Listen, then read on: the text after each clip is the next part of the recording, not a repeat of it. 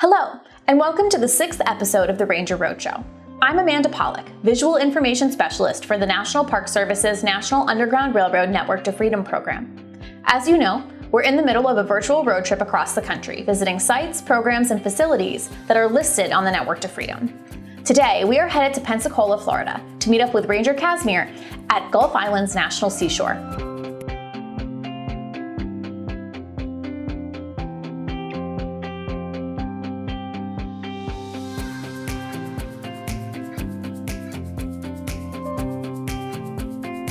Gulf Islands National Seashore is the largest of 10 national seashores within the national park system.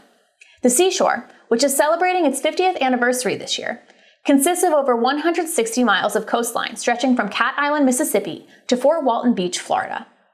Gulf Islands National Seashore also protects one of the finest coastal defense systems in the nation.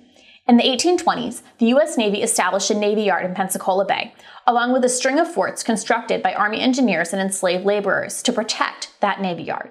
Constructed between 1829 and 1834, Fort Pickens is located on the western side of Santa Rosa Island, the second largest barrier island in the Gulf of Mexico. Today, you can visit Gulf Islands National Seashore, though operations may be limited due to the outbreak of COVID-19 and damage from coastal storms. For the most up-to-date information about current conditions and visiting Gulf Islands National Seashore, please visit www.nps.gov/GUIS. Before we begin, we do want to emphasize that viewer discretion is advised. These stories involve mature themes, and we will discuss violence towards Black individuals. Although these stories are important to tell, they also contain subjects that are extraordinarily difficult to talk about and can be triggering to hear. We encourage any viewer that might be under 18 years old to watch with an adult in their life that they can trust. And we encourage adults to take care of their well-being as we learn more about these stories together. Without further ado, let's head to Pensacola, Florida. Take it away, Ranger Casimer. Hello everybody, my name is Casimer Rosiecki and I'm a park ranger with the National Park Service at Gulf Islands National Seashore. You're joining me today from inside historic Fort Pickens. For those of you who are unfamiliar with the National Seashore and with Fort Pickens, the fort is located just south of Pensacola, Florida. Behind me, or north of me, we could see Pensacola Bay. Off to my right, to the west of us, we can see Pensacola Pass from where I'm standing. And then to my front, or south of me, we have a beautiful view of the Gulf of Mexico.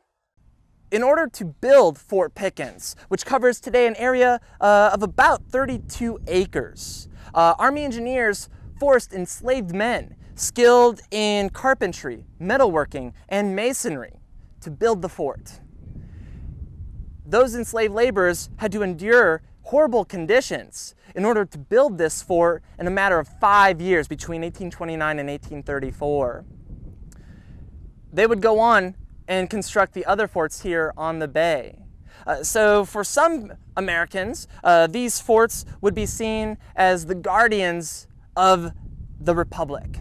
But for others, they were pillars of a violent and oppressive system of enslavement.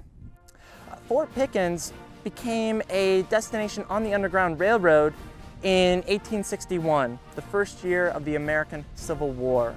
In fact, on March 12th, just 8 days after Abraham Lincoln was sworn in as President of the United States, and 1 month before the first shots of the Civil War were fired, 8 freedom seekers came here to Fort Pickens. The Union commander, a young lieutenant named Adam Slemmer, he noted that the freedom seekers, they came here entertaining the idea that the soldiers were here to protect and give freedom to those freedom seekers.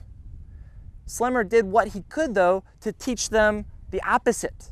In fact, Slemmer would personally see to it that the enslaved people were returned to the city marshal in Pensacola and given back to the enslavers. Though these nameless 8 freedom seekers failed in their attempt to gain freedom at Fort Pickens, they blazed a path. Hundreds and eventually thousands more enslaved men, women, and children would soon begin to seek out Union armies in places like Maryland, on the Virginia shoreline and North Carolina shoreline, and here on the Florida coastline in their pursuit of freedom. 2 individuals would successfully fight and secure their freedom when coming here to Fort Pickens around August 1861. This couple, their names were Peter Dyson and Henrietta. Peter was a mason by trade. He was about 35 years old prior to seizing his freedom, and he had labored on forts like Fort Pickens and in the Pensacola Navy Yard. Peter's wife, Henrietta, was about 30 years old before seizing her freedom. She had been enslaved by a Pensacola merchant named Oliver Jenkins. Prior to her escape, Jenkins had brutally beaten Henrietta, so viciously that Henrietta would flee to the pine forest northeast of the city. There she hid, and there Peter would find her and would provide her food and water, and then also talk about what they should do next. The couple talked about coming to Fort Pickens, where they could be protected and receive their freedom. Henrietta would look to her husband, and she would say, "Well, let us go." And from that moment, they made their plan to come to the fort. They hid away a small boat, and then in their second attempt, they sailed about 15 miles from the mouth of the Escambia River down to Santa Rosa Island. They successfully landed here, and then 2 days later, entered Union lines at the fort. The couple continued to work and live here at Fort Pickens until mid-October, when they were placed on a ship that took them all the way to New York City, where they very likely continued to live through the rest of the American Civil War, a war that would eventually determine their fates, but a fate that they helped secure.